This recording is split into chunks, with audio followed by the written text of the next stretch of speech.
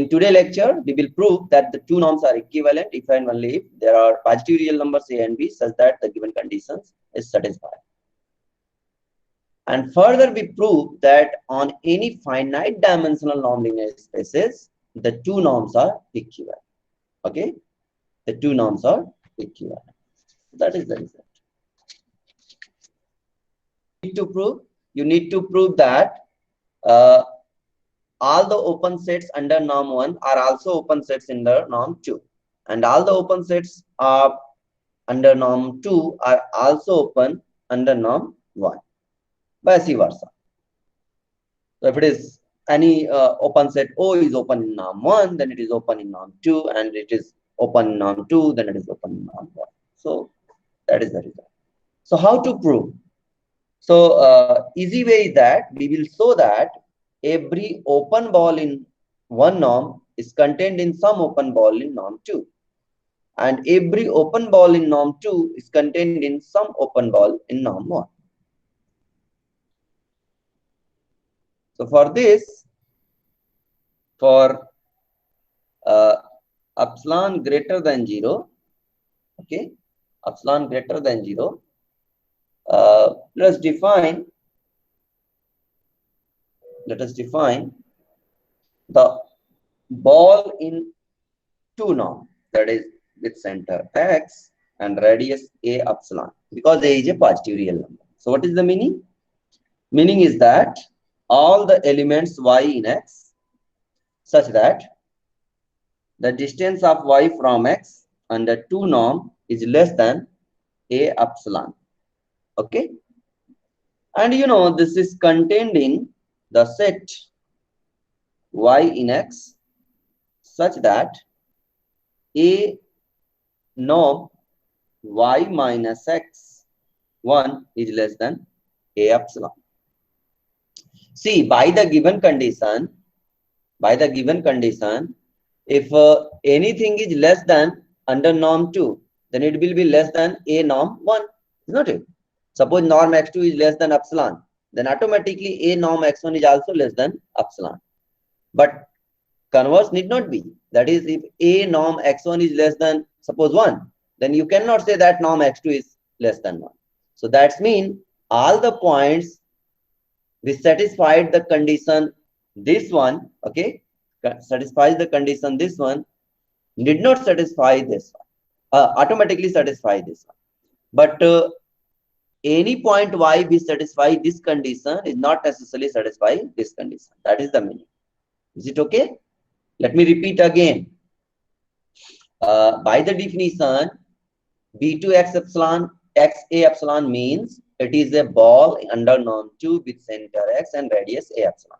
So by definition, we have written here y belongs to x such that y minus x 2 is less than a epsilon. If y is any point which satisfied this condition, then automatically y satisfies this condition also by the given condition, and therefore it is a subset of this. And what is this? Let me write this again. So this is equal to, actually we can write like this, all the points y in x such that a cancel out, y minus x under norm 1 is less than epsilon. So what you see? So this is actually nothing but it is the ball. It is the ball B1 with center x and radius epsilon. So what we see that this ball B2 with center x or epsilon is contained in ball B1 x epsilon.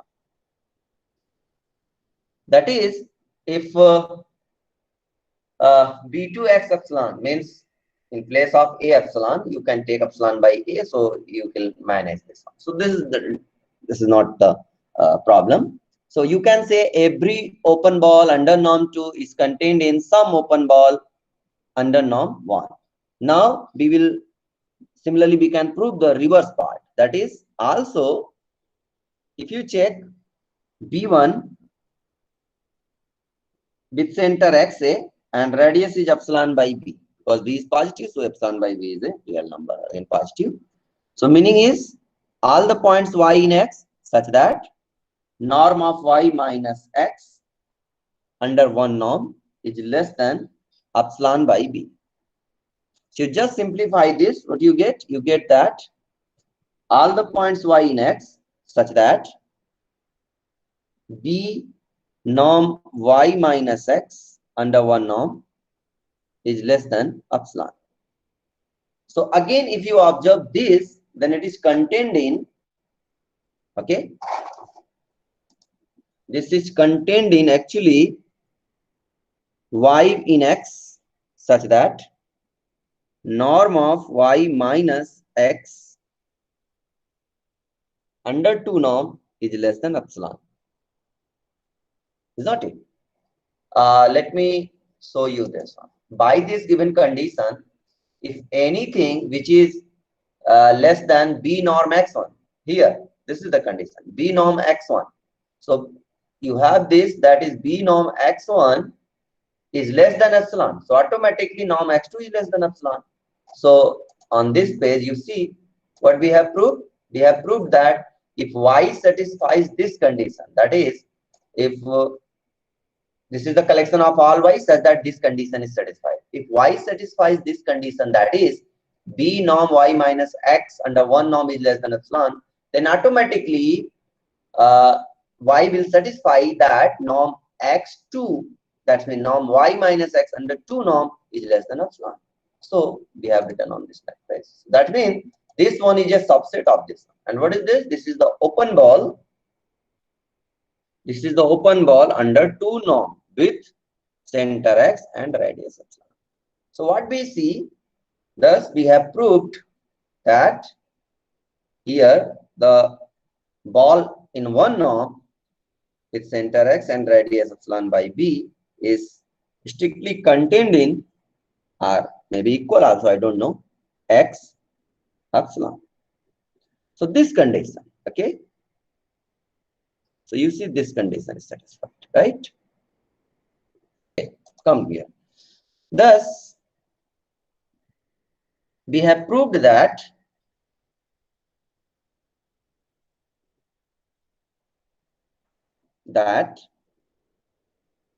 every open ball in norm 1, you can write every open ball in norm 1 contains some open ball, in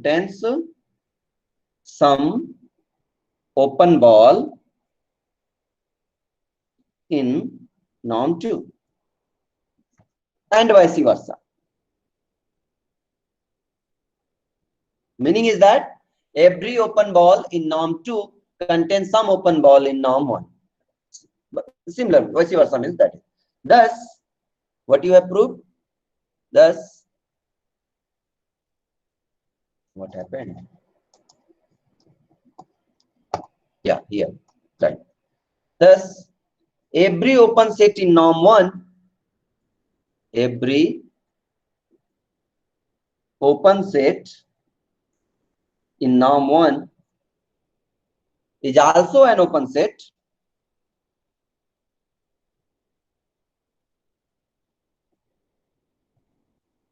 in norm 2 and vice versa.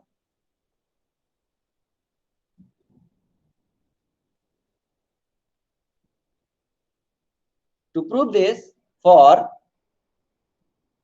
let me repeat again. Thus, we have proved that every open ball in norm 1 contains some open ball in norm 2. And every vice versa means, and every open ball in norm 2 contains some open ball in norm 1. Let me repeat this. You see, we have considered suppose b1 x epsilon. So we are going to show that every open ball with center x and radius epsilon with radius 1 contains some open ball of 2 norm. And similarly, every open ball of norm 2 contains some open ball of norm. So we have proved by the logic, okay. Thus, we have proved that every open ball in norm 1 contains some open ball in norm 2 and vice versa. Similarly, every open set in norm 1 is also an open set in norm 2 and vice versa. That is the meaning. Why this? So to prove this, for suppose O open in one norm, what does it imply? It implies that X belongs to O, there exists some epsilon greater than 0 such that there is some open ball B1 with center X and radius epsilon which is entirely contained in O. By 1. What is 1? Let me call this one. Let me call this equation 1. Okay. Let me call this as 1.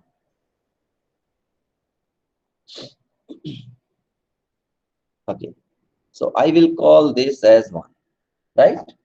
And this as 2. Okay. So what we see by 1, because B1 X epsilon is contained in O, so the smaller will also be contained in O. That is this by 1 B2 X or epsilon is contained in O. What does it mean? It means every point of X there is some open ball in 2 norm which is entirely contained in O. This implies that O is open in norm 2 also. And similarly, we can prove that every open ball, thus O is open in norm 2. That means, and vice versa. Similarly, we can prove that. Similarly, we can prove that every open set in norm 2 is also open in norm 1. So that was the thing which we have to prove. Okay, which had to be proved. Okay, so this proves that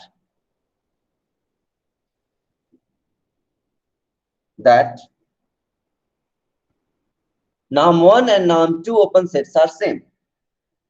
That the collection of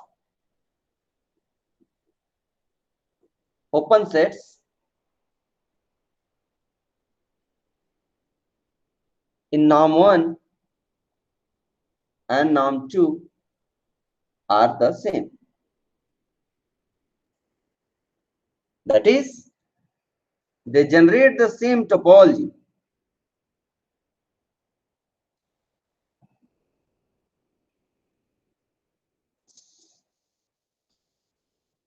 on X. Okay, so and therefore norm 1 and norm 2 are equivalent. Hence, norm 1 and norm 2 are equivalent. Okay, fine. Our next result is that every finite dimensional linear space, whatever the norm you define, the norms are equivalent. That is, if norm 1 and norm 2 are two norms on a finite dimensional linear space, then these are always equivalent.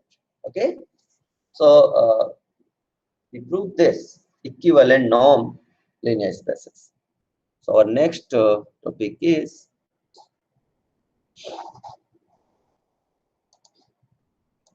equivalent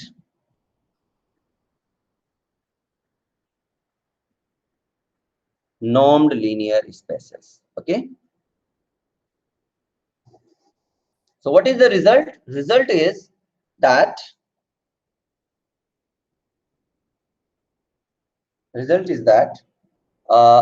on a finite dimensional linear space,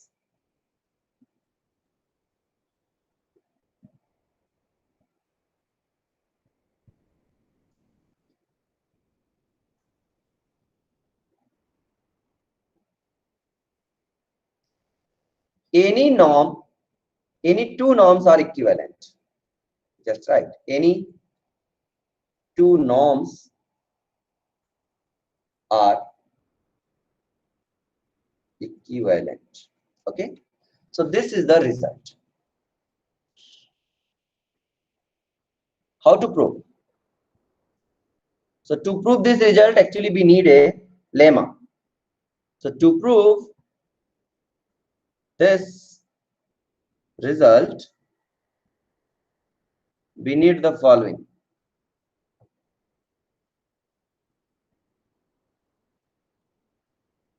We need the following. What is the following? Following is the lemma, which is a fantastic result. Okay. So what is that? Let me repeat the theorem. Theorem says that on a finite dimensional linear space, for example, R2, R3, right? In general, Rn is n-dimensional linear space. So on Rn, whatever two norms you take, they are always equivalent. That is, all the norms on a finite dimensional space are always equivalent. Okay. So how to prove? So to prove this result, we need the following. Fantastic result is that let x1, x2, xn. Suppose there are n vectors which are linearly independent. Then whatever their linear combination is, their norm is always bigger than or equal to some scalar into absolute value of the coefficients in the linear combination. So that is the result. So let me write this. Okay. So let x1, x2, xn be a linearly independent set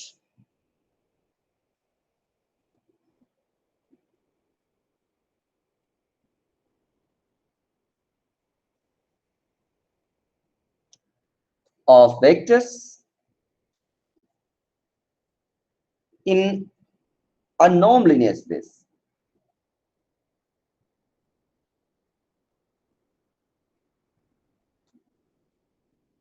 In a norm linear space X, which is not necessarily finite dimensional.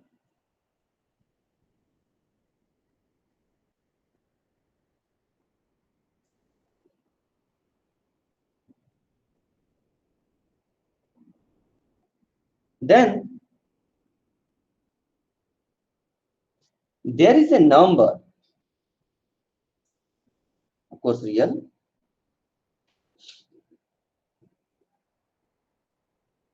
there is a real number C bigger than 0 such that for every choice of scalars,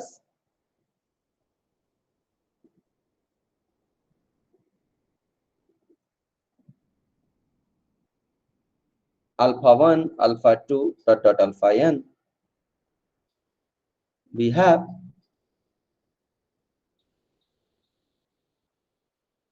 what do you have? That is norm of alpha 1 x1 plus dot alpha n xn is always bigger than or equal to C times mod of alpha 1 plus mod of alpha 2 plus dot mod of alpha n. This is the result. Okay. So before proving this result, I will prove first the theorem. Okay. So suppose this result is true. Fine.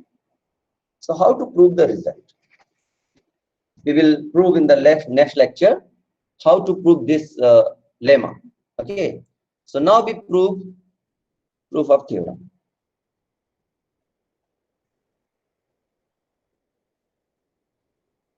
Okay.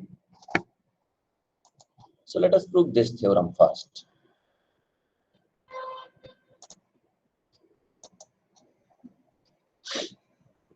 Suppose, so what we have to prove? Suppose dimension of X is some finite number n, and suppose there are two norms, norm 1, let us call norm 1 and norm 2. We will prove that there are two positive real numbers A and B such that A times norm x1 is less than or equal to norm x2 is less than or equal to B norm x1. Okay, so that is, we have to prove that. Fine. So let us say, suppose that, who is there? Dimension of X is finite, say n, right? And let E1, E2, En are En B. Okay. So suppose that dimension X is n and let this En be a basis. Basis means here we are understanding Hamel basis. Hamel basis means whatever you have studied in linear algebra, that is the Hamel basis. Okay, that is called algebraic basis. Because in function analysis we will see there are some more concepts, some other concepts of basis also, and that is called Sauder basis. So basically in function analysis, whenever we call a basis, we will mean the Sauder basis. So whenever you are talking about algebraic basis, we are talking about the Hamel basis. So there are two types of basis. One is algebraic, one is topological. Okay. So the Sauder basis is topological one. Okay. And the Hamel basis is just algebraic one. So Hamel basis. So for a moment, you just consider this, whatever you have studied in linear algebra, the concept of basis is that basis, Hamel basis, because it is invented by Hamel. Hamel basis of X. Then for every X in X, there exists, for every is not an appropriate word. Okay. Then for any X in X, there exist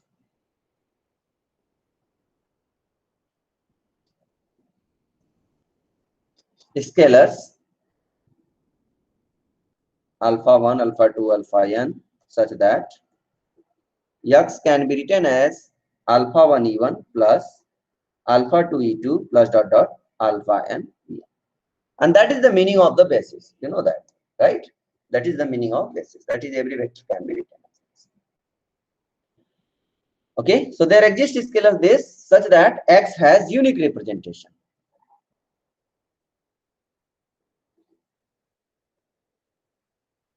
Is a unique representation. Okay, this is a unique representation.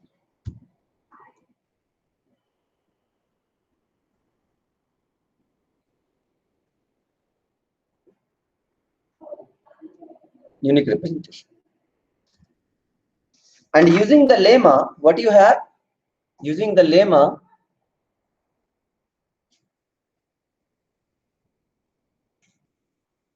what lemma says? Lemma says that if there are linearly independent vectors. So you know that what is a basis? Basis means a set is said to be basis if it is linearly independent as well as it spans the whole space V. So of course, spans is okay, but it is linearly independent. So because it is linearly independent, so by the lemma, there exists C greater than 0. Of course, it is a constant, right? Such that norm X is bigger than or equal to C, and then mod alpha 1 plus dot dot dot mod alpha n. Okay, and this is called, this is an equation 1. So just I will take 2 minutes. Okay. On the other hand, on the other hand,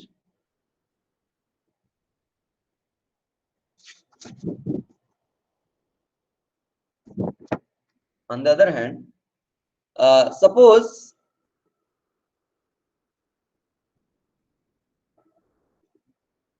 this is another norm.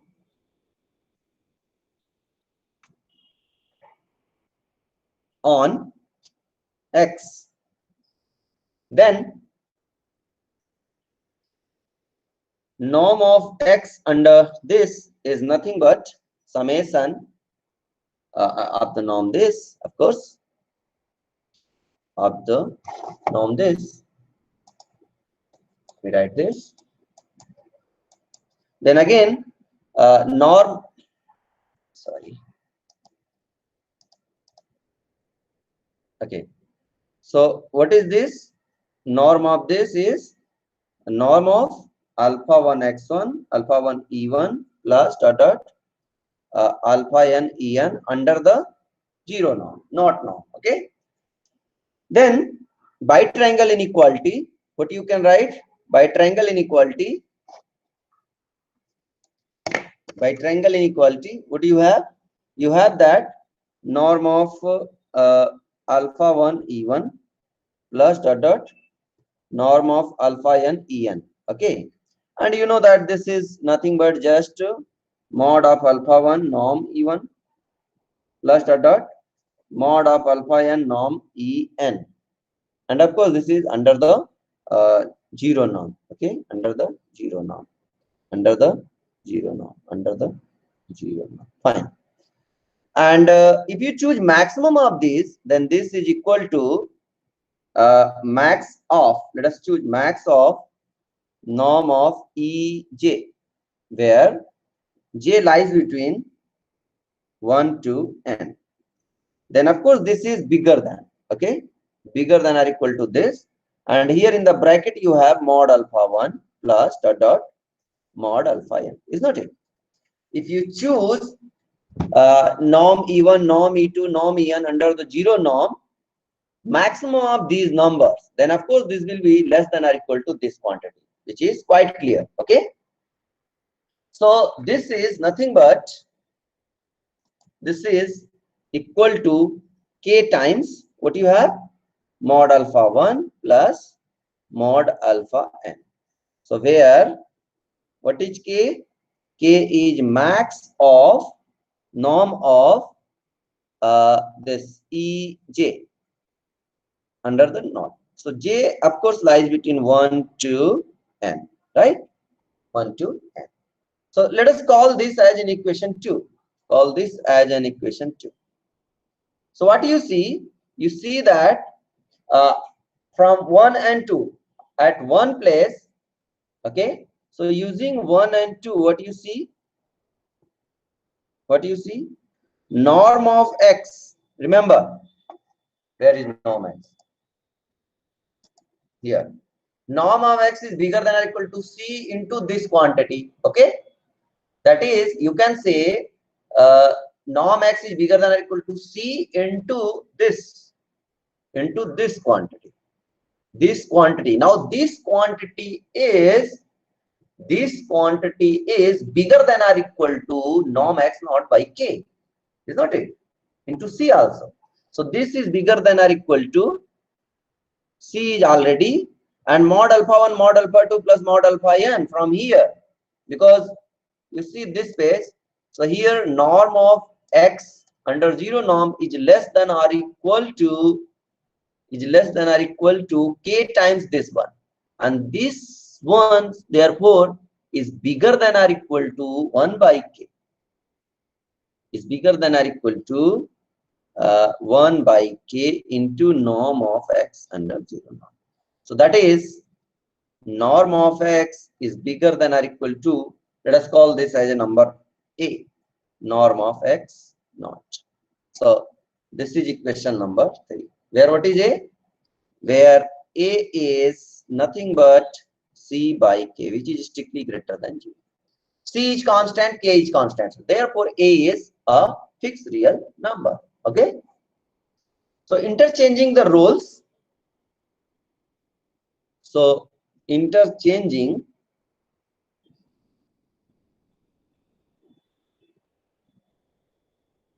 roles of norm and norm not.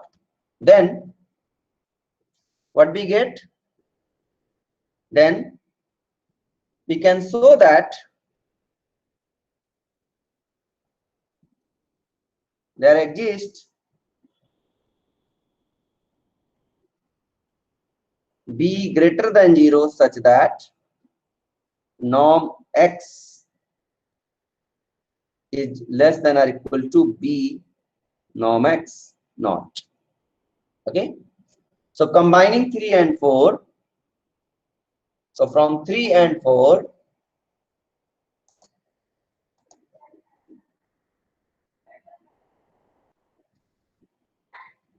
we see that there exists a greater than 0, b greater than 0 such that a norm x under 0 norm is less than or equal to norm x is less than or equal to b norm x under 0 norm for every x in x. This proves the theorem. Okay. So it's clear to everyone. So in next lecture we will prove the lemma, right?